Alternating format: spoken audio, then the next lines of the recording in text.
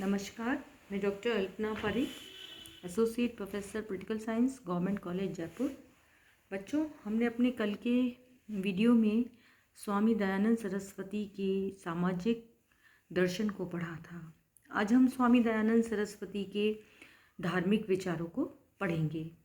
स्वामी दयानंद सरस्वती का जो कार्य क्षेत्र था वो धार्मिक था और उन्होंने हिंदू धर्म में धार्मिक मान्यताओं के नाम पर जो कुरीतियाँ प्रचलित थीं, जो अंधविश्वास थे, उन पर उन्होंने कड़ा प्रहार किया और वेदों को हिंदू धर्म का जो है मूल स्तोत्र घोषित करके उन्होंने वैदिक मान्यताओं के अनुरूप हिंदू धर्म की उदार और तार्किक व्याख्या की।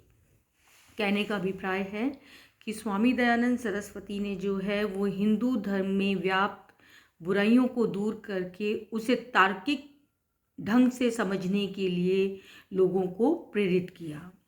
दयानंद सरस्वती ने वेदों में जो है एकेश्वरवाद की जो धारणा है इसको हिंदू धर्म का मूल आधार माना और उन्होंने ऐसी प्रवृत्तियों का और ऐसे विश्वासों का विरोध किया जो कि वेदों की भावनाओं के विपरीत थी। सबसे पहले स्वामी दयानंद सरस्वती ने धर्म की जो है उदार व्याख्या की। चूँकि दयानंद सरस्वती एक धार्मिक प्रवृत्ति के व्यक्ति थे, इसलिए उनके धार्मिक दृष्टिकोण में संकीर्णता के लिए कोई स्थान नहीं था। उन्होंने धर्म की व्याख्या करते समय प्राचीन भारतीय दृष्टिकोण को अपनाया, इसलिए उनके लिए धर्म केवल एक पूजा और अर्चना की पद्धति मात्र नहीं थी। दयानंद सरस्वती जो है उनके अनुसार धर्म का अर्थ है ईश्वर के प्रति निष्ठा रखते हुए उदार और शाश्वत मानवीय मूल्यों को धारण करना। स्वामी दयानंद सरस्वती ने मनुष्य को मर्यादित और संतुलित जो दृष्टिकोण मनुष्य अपने जीवन में अपनाता है उसको उन्होंने धर्म की संज्ञा दी। उनके अनुसार व्यक्ति की अंतरात्मा अथवा निर्मल हृदय के आदेश व्यक्ति के धर्मसम्मत दृष्टिकोण के सटीक मार्गदर्शक होते हैं। व्यक्ति के दृष्टिकोण में ईश्वर के प्रति निष्ठा, निष्पक्षता, न्यायनिष्ठा, सत्यनिष्ठा, परोपकार, सर्वहित की कामना, निर्भीकता आदि जो गुण हैं वो दयानंद के अनुसार धार्मिक हैं। अर्थात यदि किसी व्यक्ति में ये गुण होते हैं तो वो व्यक्ति धर्म की सही ढंग से पालना कर रहा है। दूसरा जो बिंदु उन्होंने रखा वो था एकेश्वरवाद और ईश्वर के निराकार स्वरूप में आस्था और अवतारवाद का विरोध। दयानंद सरस्वती के मन में ईश्वर के प्रति अक्षुण्ण निष्ठा थी। वे प्रत्येक सांसारिक पदार्थ और विषय के मूल में केवल परमेश्वर की सत्ता को स्वीकार करते थे। देखिए, दयानंद सरस्वती ने जितनी भी धार्मिक बातें कही, सबसे पहले उन्होंने उसका तार्किक विश्लेषण भी किया था। तो दयानंद सरस्वती जो हैं वो एकेश्वरवादी थे। अर्थात एकेश्वरवाद का क्या अभिप्राय है कि ईश्वर के नाम भले ही अनेक हो किंतु ईश्वर अनेक नहीं हो सकते। उन्होंने घोषित किया कि वेदों में ईश्वर को अद्वितीय अर्थात एक ही बताया है, तो दूसरा ईश्वर होने का उन्होंने निषेध किया और एकेश्वरवाद का उन्होंने समर्थन किया। उनके अनुसार ब्रह्मा जो है वो सर्वस्व व्याप्त हैं और उनका कोई भी एक आकार नहीं है। दयानंद सरस्वती के शब्दों में हम कहें तो ईश्वर जो है वो सदैव अद्वितीय हैं।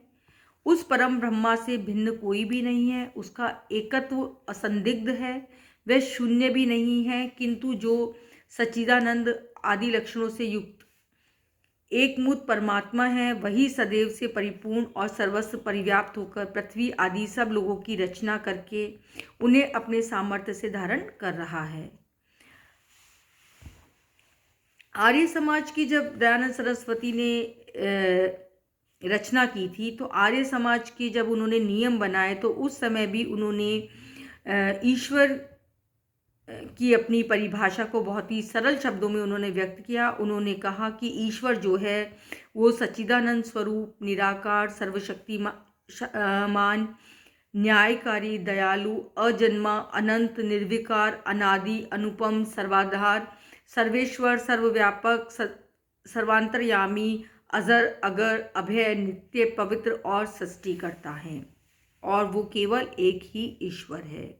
उन्होंने एकेश्वरवाद को मानते हुए बहुदेववाद का विरोध किया, जो कि उस समय तत्कालीन हिंदू धर्म में बहुत ज़्यादा व्याप्त था, बहुदेववाद और अवतारवाद।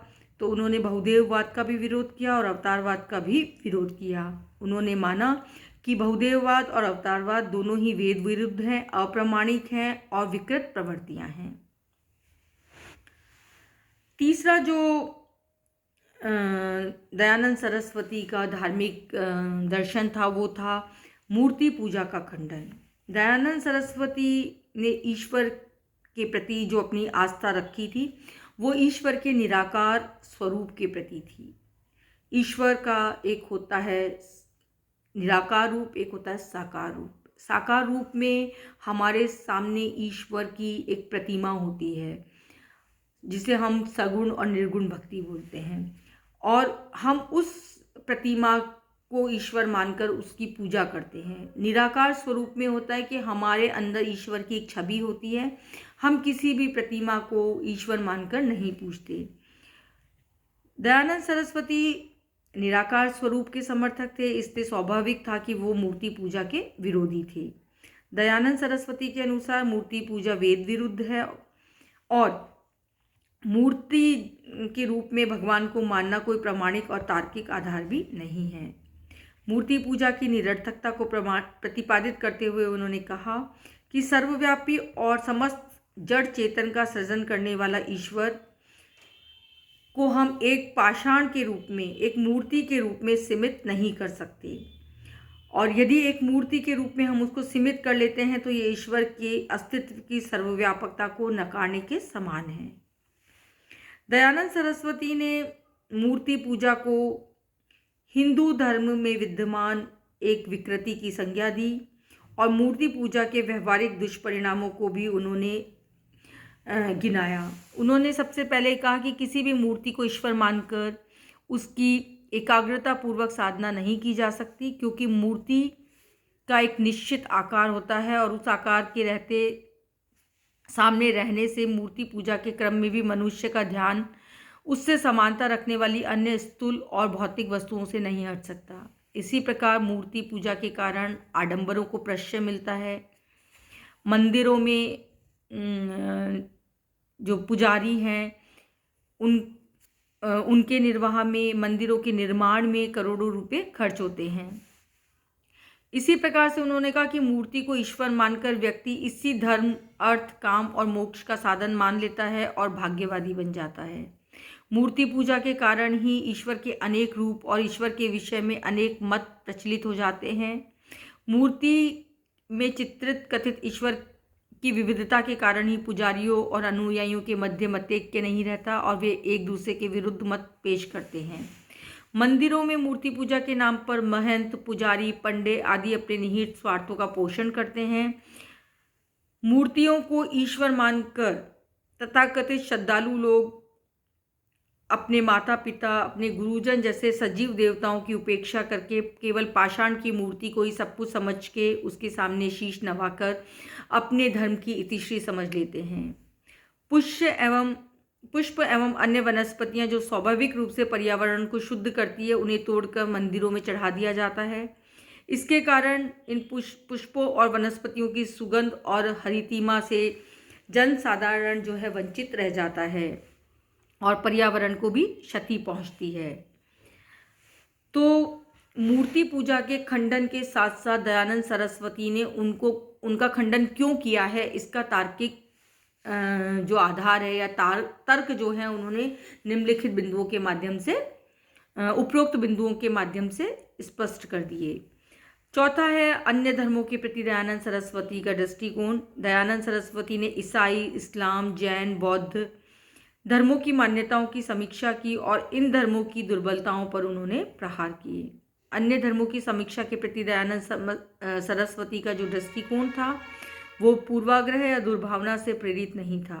उन्होंने अपने ग्रंथ सत्यार्थ प्रकाश की भूमिका में ये स्पष्ट कर दिया कि विभिन्न धर्मों की समीक्षा के पीछे उनका मत जो है वो किसी भी धर्म के मतावली को दुख पहुंचाना नहीं था, उसके मत को क्षति पहुंचाना नहीं था। उन्होंने दावा किया कि सत्यार्थ प्रकाश जो है वो विरोधी मतों के प्रति पूर्वाग्रहों से मुक्त है। उन्होंने कहा कि यदि उनका दृष्टिकोण पक्षपातपूर्ण होता तो वो हिंदू धर्म की प्रचलित मान्यताओं का विरोध करने की अपेक्षा उन्हीं को सही समझते।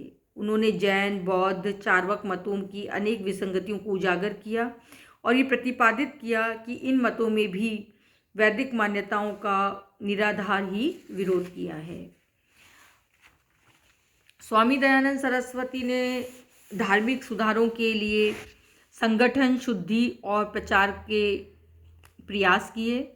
दयानंद सरस्वती ने अनुभव किया कि वैदिक मान्यताओं के अनुरूप हिंदू धर्म की पुनर्प्रतिष्ठा के लिए हिंदू धर्म में अपेक्षित सुधारों और ईसाई और मुस्लिम धर्म प्रचारकों द्वारा हिंदू धर्म के विरुद्ध किए जा रहे आक्रमण के सक्षम प्रतिरोध के लिए संगठित और संस्थागत प्रयास किए जाने आवश्यक है। धार्मिक सुधारों के लिए संगठित प्रयास करने के लिए उन्होंने आर्य समाज की स्थापना की। उन्होंने पूर्व में ईसाई या इस्लाम धर्म ग्रहण कर चुके भारतीयों को पुनः हिंदू धर्म में सम्मिलित होने का आह्वान किया।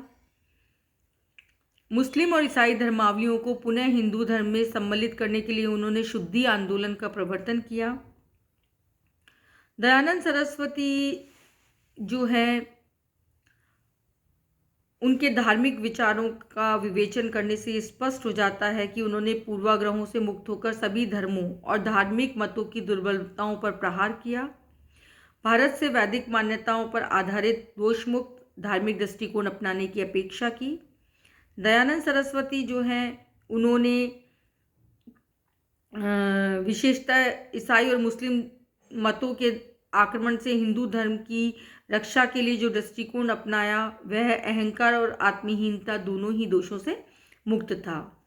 तो कुल मिलाकर ये कहा जा सकता है कि दयानंद सरस्वती जो हैं उन्होंने उनके धार्मिक दृष्टिकोण को यदि हम देखें तो उसमें एकेश्वरवाद, वेद, मूर्ति पूजा का खंडन, शुद्धि आंदोलन, धार्मिक सुधारों के लिए संगठन और संस्थागत प्रयास आदि जो हैं वो महत्वपूर्ण कारक हैं, महत्वपूर्ण बिंदु हैं।